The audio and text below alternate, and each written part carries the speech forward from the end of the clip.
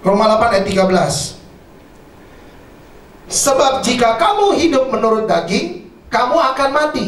Tetapi jika oleh roh kamu mematikan perbuatan-perbuatan tubuhmu, kamu akan hidup. Alkitab berkata, firman Tuhan berkata, jika oleh roh kamu mematikan perbuatan-perbuatan tubuhmu. Sekali lagi, tidak bisa kita mematikan keinginan-keinginan dosa kita, kelemahan kita, kalau bukan roh yang mengerjakannya dalam kehidupan kita. Amin, saudara. Kita akan merasa struggle. Saya mau cerita dulu. Ketika saya baru percaya, mengalami kelahiran baru di dalam Tuhan, saya Kristen dari kecil, sekali lagi. Mungkin saya sudah sering ikut ibadah, dalam tanda kutip dipaksa oleh orang tua saya. Pergi ke KKR di Senayan, pergi ke KKR di sini, di situ. Saya lihat orang ditumpangin tangan, tumbang, ya kan? Tapi saya tidak masuk di dalamnya. Satu kali tahun 98, waktu itu Lebaran, saya ingat Januari 98, tanpa disengaja saya ikut dalam satu camp pemuda, dan itu pun tidak disengaja. Itu pun tidak disengaja. Singkat cerita, saya mengalami yang namanya pertobatan di situ. Pertobatan bersungguh-sungguh. Dan saya melihat pada waktu saya didoakannya bukan di session, saudara, bukan di acara session, enggak. Session saya melihat semuanya, orang jatuh tumbang, orang tertawa dalam roh. Saya cuma lihat, gua udah tahu yang kayak gitu, ya kan? Saya biasa melihat yang kayak begitu. Tapi yang Tuhan lakukan adalah ketika di luar session. Setelah session malam selesai, saya diketemui oleh teman saya. Kemudian dia bilang, saya mau mendoakan kamu. Karena saya bilang gini, saya merasa bahwa saya harus didoakan. Saya bilang teman saya bilang begini, iya, memang Tuhan bilang kamu harus didoakan. Detik itulah saya didoakan, dan detik itulah saya sungguh-sungguh kepada Tuhan. Saya merasakan Roh Kudus hadir. Bahkan saya sambil cuci piring, saya bisa ngomong sama Tuhan. Tuhan, saya pengen belajar ini, Tuhan, ya kan, supaya saya bisa. Dan Roh Kudus bicara sama saya, walaupun bukan audible, tapi bicara dalam hati saya pada waktu itu, ya kan. Ketika saya melakukan itu, bukan berarti dalam perjalanan hidup saya tidak ada kelemahan, kekurangan. Pada waktu-waktu tertentu, saya jatuh lagi di dalam dosa. Dan saya berusaha sampai bertahun-tahun mencoba untuk menghilangkan dosa tersebut. Saya struggle, saya bilang, gimana Tuhan? Saya ingin berbuat baik, tapi yang jahat terus. Kok yang ini terus yang saya lakukan? Ya, sampai suatu saat saya mengerti bahwa saya tidak bisa berubah kalau saya berusaha dengan kekuatan saya sendiri. Amin, saudara. Tapi ketika Roh Kudus mengerjakannya, maka tadi Roma katakan bahwa dia akan mematikan perbuatan-perbuatan daging, perbuatan-perbuatan yang tidak berkenan di hadapan Tuhan. Itu yang Roh Kudus kerjakan buat setiap kita. Tapi pertanyaannya adalah, ketika kita mengalami kelahiran baru, sungguh-sungguh dengan Tuhan, ketika Roh Kudus menolong, meninggalkan semua kelemahan kekurangan kita, Tuhan akan sabar dan setia. Mungkin juga senyum ketika melihat anak-anaknya belajar berjalan. Saya kasih contoh. Saudara punya anak, saya punya anak, sampai sekarang sudah mau 5 tahun. Yang kedua baru lahir, baru berapa bulan. Ketika anak saya yang pertama belajar berjalan, kita lihatnya lucu. Dia belajar berjalan umur 1 sampai 2. Ayo sini, datang sama papa. Jatuh lagi, bangun lagi, jatuh lagi, bangun lagi. Pertanyaan saya, sampai umur 5 tahun, saudara lihat anak saudara begitu, saudara akan ketawa terus dan merasa lucu? Ih, anak saya udah 5 tahun jatuh bangun terus, belajar berjalan terus. Kan enggak. Kita akan berpikir, jangan-jangan ada yang tidak normal sama anak saya.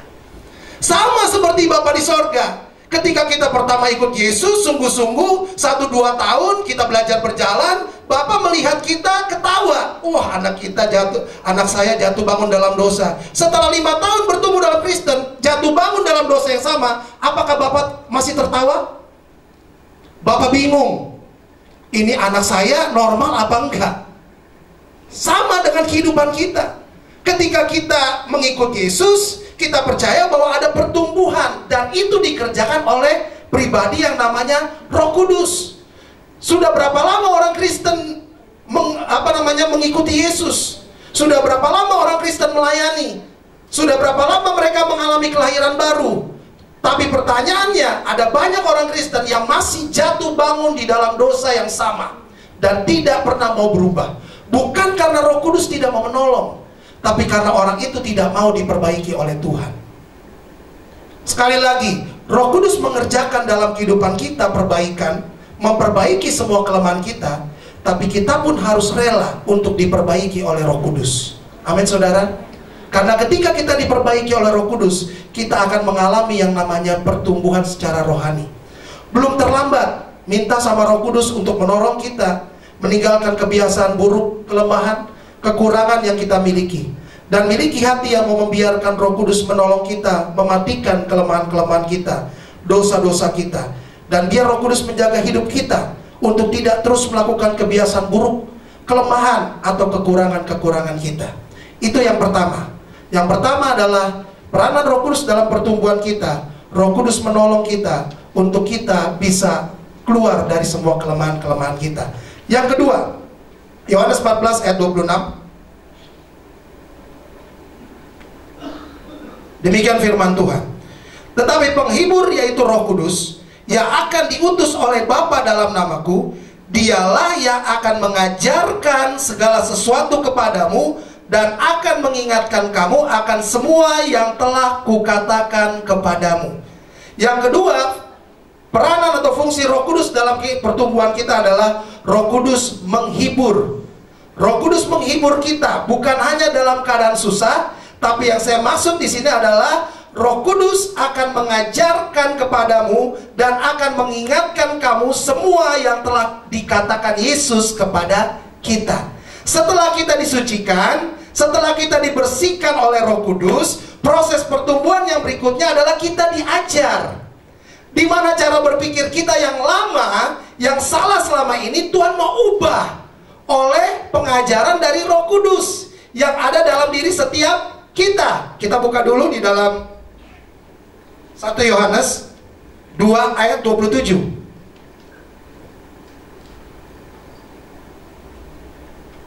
1 Yohanes 2 ayat 27 dikatakan begini, sebab di dalam diri kamu tetap ada pengurapan yang telah kamu terima daripada Tuhan. Karena itu tidak perlu kamu diajar oleh orang lain, tetapi sebagaimana pengurapan yang mengajar kamu tentang segala sesuatu, dan pengajarannya itu benar, tidak dusta, dan sebagaimana ia dahulu telah mengajar kamu, demikianlah hendaknya kamu tetap tinggal di dalam Dia. Jadi kita diajar oleh Roh Kudus bukan hanya hari Minggu di gereja, bukan hanya ketika kita datang ibadah, tapi firman Tuhan berkata pengurapannya yang telah kamu terima, kamu diajar oleh Roh Kudus, diingatkan, diubahkan setiap kali. Itu proses pertumbuhan.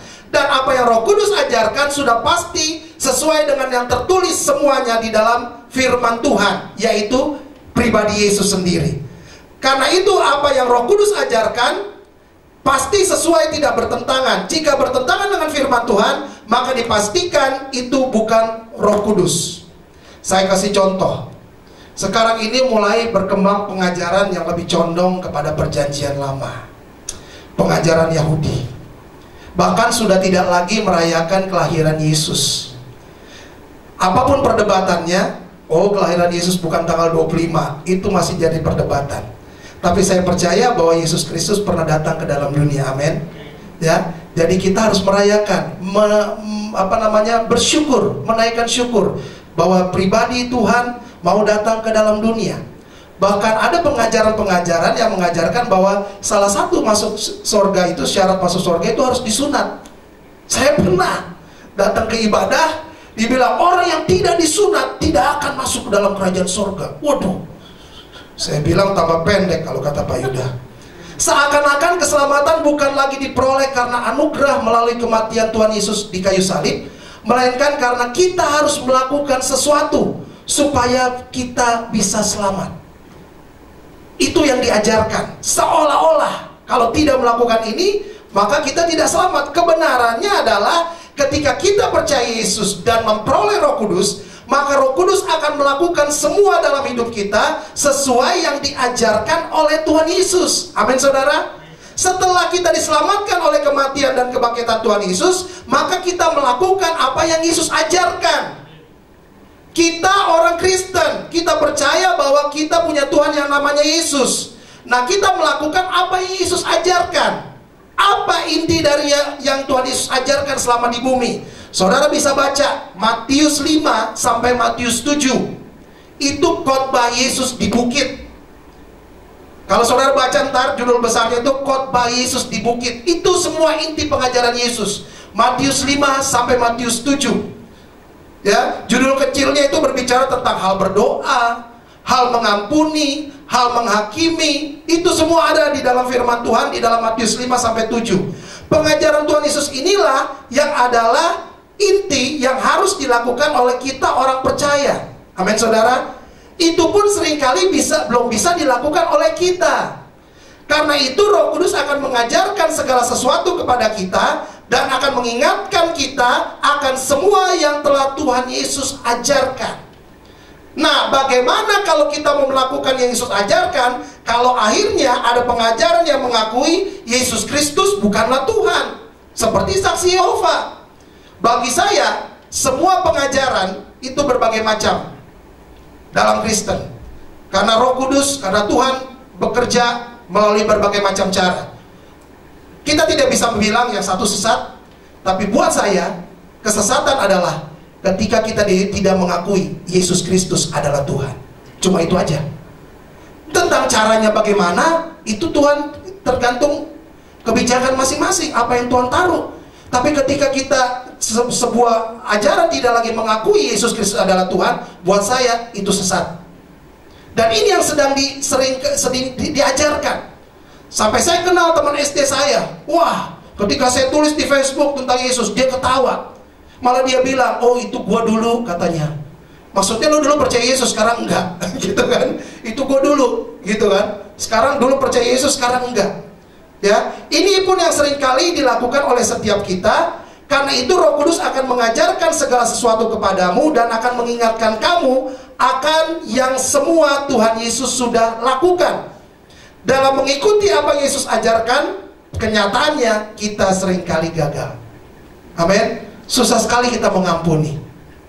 Mengampuni mertua kita, mengampuni suami kita, mengampuni istri kita.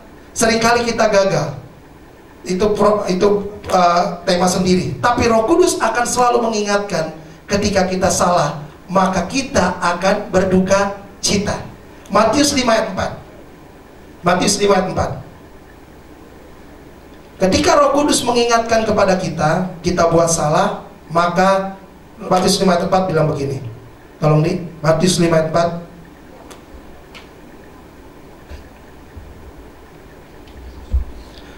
Berbahagialah orang yang berduka cita, karena mereka akan dihibur. Ini bukan berbicara tentang ketika ada kematian, bukan. Tapi berduka cita ketika kita melakukan kesalahan. Ketika kita merasa bahwa saya sudah salah Tuhan. Berapa banyak seringkali ketika kita melakukan kesalahan, pelanggaran Tuhan, maka kita berduka cita. Saya kasih contoh pengalaman saya. Tadi saya katakan, ketika saya baru bertobat, saya jatuh bangun di dalam dosa. Satu kali, waktu saya dalam keadaan lemah, tiba-tiba saya kembali lagi kepada narkoba. Dan pada waktu itu yang paling ngetop adalah sabu. Jadi saya pada waktu itu main ke tempat teman saya. Di tempat teman saya tiba-tiba saya nggak tahu, datang teman saya bawa sabu. Roh Kudus udah ngomong, pulang. Keras sekali, pulang. Saya nggak mau. Ah, orang lagi enak. Itu keras sekali berbicara sama saya, pulang. Udah, saya nggak ikutin. Benar. Ketika teman saya datang, dibukalah sabunya. Maka makailah kita rame-rame. Ya kan? Pertama-tama itu sabu, waktu dulu-dulu itu tinggi banget. Ya kan? Baru-baru kan pada waktu itu, baru-baru mulai mulai ngetop pada waktu itu. Dan ketika saya pulang ke rumah pada waktu itu, saya mandi. Saya mengalami yang namanya daya hayal tinggi. Tapi tiba-tiba Roh Kudus mengajarkan saya. Tiba-tiba dalam keadaan yang tidak sadar, tiba-tiba Roh Kudus ngomong sama saya salah apa? Kenapa kamu menyakiti hati saya? Detik itu juga saya tersungkur di kamar mandi, saya nangis. Saya bilang, ampuni saya Tuhan. Dan luar biasanya pemulihan terjadi di kamar mandi ketika saya mandi. Dalam keadaan tinggi pada waktu itu. Saya ngalami pada waktu itu dalam keadaan tinggi. Karena saya makainya banyak pada waktu itu. Dan ketika Roh Kudus bekerja, Roh Kudus mengingatkan, kamu sudah ditebus, aku mengasihi kamu. Dia ingatkan semua apa yang dia lakukan terhadap diri saya. Ketika saya mengalami yang namanya hancur hati, duka cita oleh karena perbuatan dosa, seperti yang tadi dikatakan Matius 5 ayat 4, maka Roh Kudus menghibur. Dan luar biasanya, setelah saya menangis, waktu itu juga tiba-tiba saya sadar, udah gak mabok lagi. Itu yang Roh Kudus kerjakan. Setiap kali kita salah, kita berdosa, maka Roh Kudus akan mengingatkan. Dan kita merasa berduka cita, aduh Tuhan, saya buat salah apa? Tapi ketika kita diingatkan terus, besoknya kita buat lagi, dan buat lagi, bukan kita yang berduka, Roh Kudus yang berduka. Sehingga akhirnya apa? Kita udah biasa. Udah kebal hati nurani kita. Itu yang saya alami. Saya nggak tahu saudara alami apa enggak. Udah kebal, udah nggak ada lagi Roh Kudus mendukakan, berbicara kepada kita sampai kita berduka. Enggak, Roh Kudus yang berduka akhirnya, saudara. Nah, itu yang Yesus ajarkan, supaya kita terus diajarkan bahwa ketika kita jatuh bangun di dalam dosa, ketika kita dalam pertumbuhan, maka Yesus akan mengajarkan melalui kuat kuasa Roh Kudus. Amin, saudara. Yang ketiga, yang terakhir, Roh Kudus bukan hanya menjadi penolong, Roh Kudus bukan hanya mengajar,